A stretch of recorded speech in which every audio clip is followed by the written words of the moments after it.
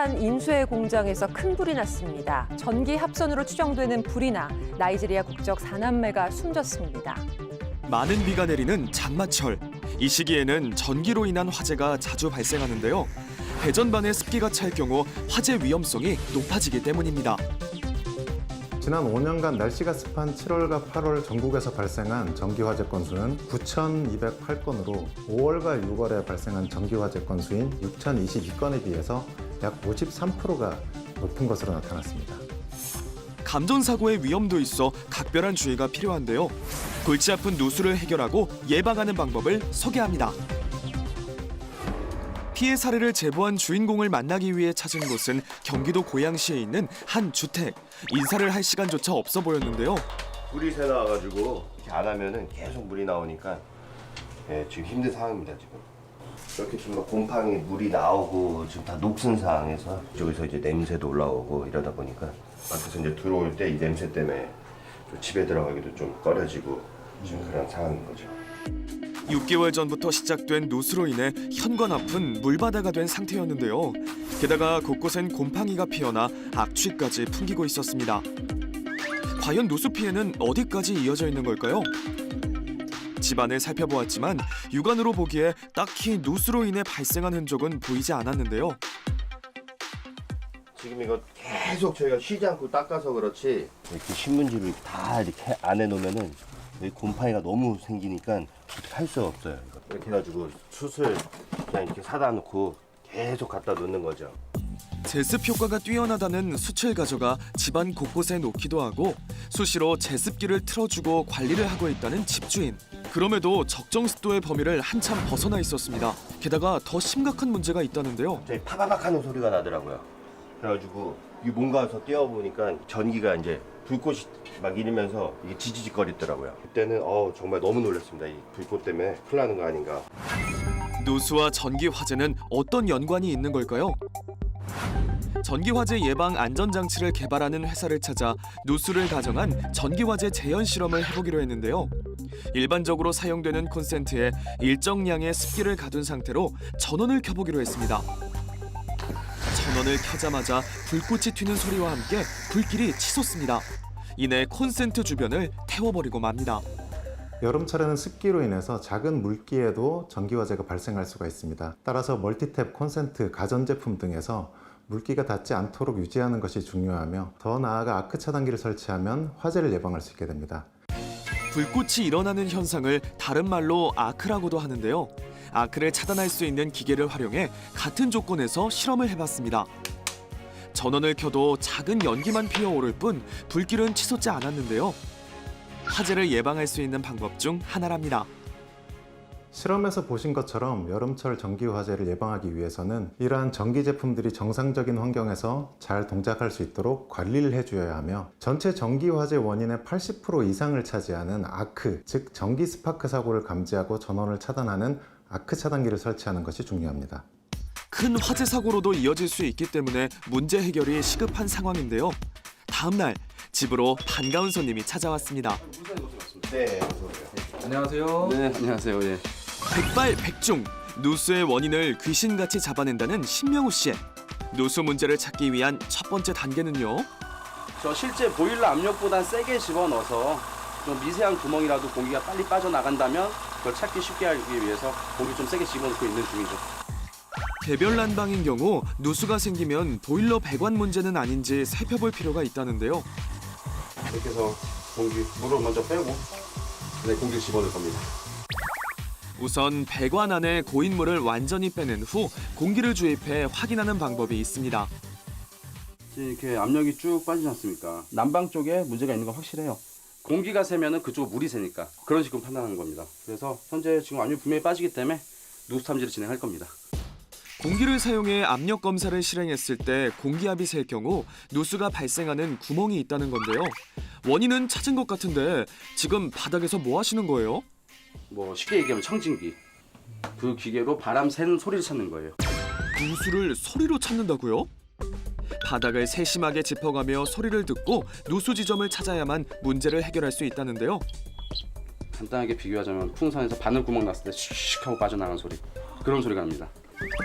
이 정도면 사막에서 바늘 찾기 아닌가요? 그런데 갑자기 눈빛이 돌변한 전문가. 네, 소리 한번 들려드릴까요? 풍선에서 바람 빠지는 소리 같죠?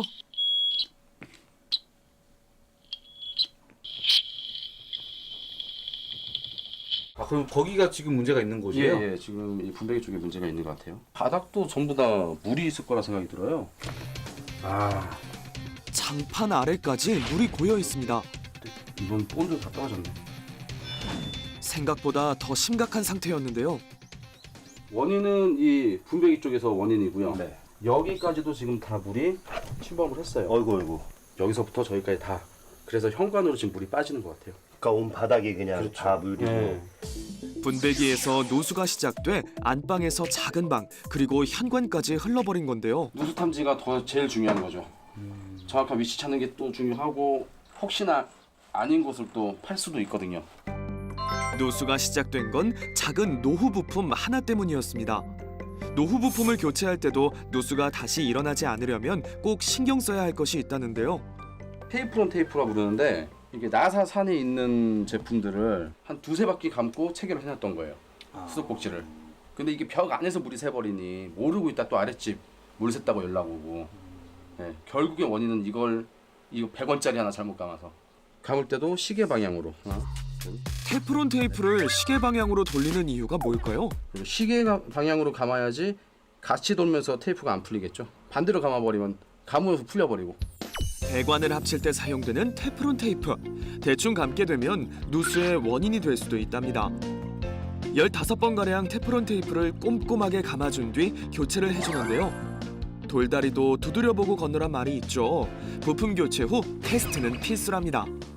아까는 이 바늘이 쭉 떨어졌어요. 그래서 저희가 누수 지점을 찾았던 거고. 근데 현재는 바늘이 전혀 움직이지 않아요.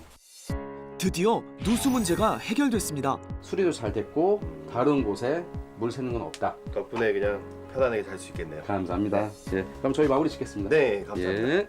냄새도 나고 그리고 또 물도 계속 생기다 보니까 계속 청소도 하고 곰팡이 닦고 이런 부분은 이제 마음 편하게 돼서 기분이 좋습니다. 아주. 주택뿐 아니라 고층 아파트에서도 누수 문제는 흔하게 일어나는데요. 네, 안녕하세요. 예, 예. 물 새는 것 때문에 왔습니다. 본인의 집에서 일어난 누수로 피해를 주고 있어 마음이 불편하다는 집주인. 혹시 이제 물이 새서 네. 이제 남편이 여기 네. 이렇게 실리콘도 막 하고 오고 그랬거든요. 실리콘도 직접 쏘신 거예요? 네. 한눈에 보기에도 깨끗하고 물이 셀 만한 공간은 없어 보이는데요. 전문가는 이곳에서 누수 문제를 찾아낼 수 있을까요? 그런데 갑자기 수박 두드리듯 화장실 바닥을 두드리기 시작합니다.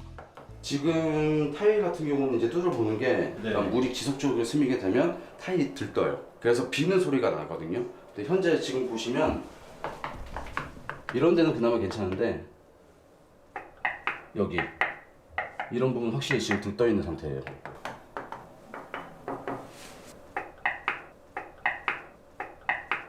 소리로 먼저 감별 후 불빛을 비춰보며 무언가를 찾는데요. 여기 보시면 네. 지금 사모님은 보기 힘드실 것 같은데 이 배관이 끝까지 올라와 있진 않고 시멘트에 바로 물이 닿게끔 돼 있어요. 이렇게 손으로 만지면은 여기가 정상적인 배관은 타일 위까지 올라와 있어야 하지만 이 집의 배관은 짧은 상태였습니다. 근본적으로 문제를 없애버리는 게 좋죠. 그래서 배관을 끝까지 올려주는 게 중요합니다. 누수를 관리할 수 있는 방법 알려드릴게요. 지금 간이 테스트를 진행할 건데요. 그러면 이 집안에 있는 밸브들을 우선 차단을 해야 돼요. 양변기, 정수기 등 물이 사용되는 수도 밸브를 모두 잠그고 약 5분이 지난 후 수도 밸브를 열었을 때 계량기에 있는 별 표시가 돌아가면 누수를 의심할 수 있습니다. 사모님 혹시 하수구 같은 거 막힌 적 있나요? 하수구가 막히면서 생길 수 있는 누수는 락스 한 톤이면 예방이 가능하다는데요. 물에 희석되면 그래도 효과가 떨어지니까 주무시기 전에 한 통씩 락스를 부어주기만 하면 된답니다.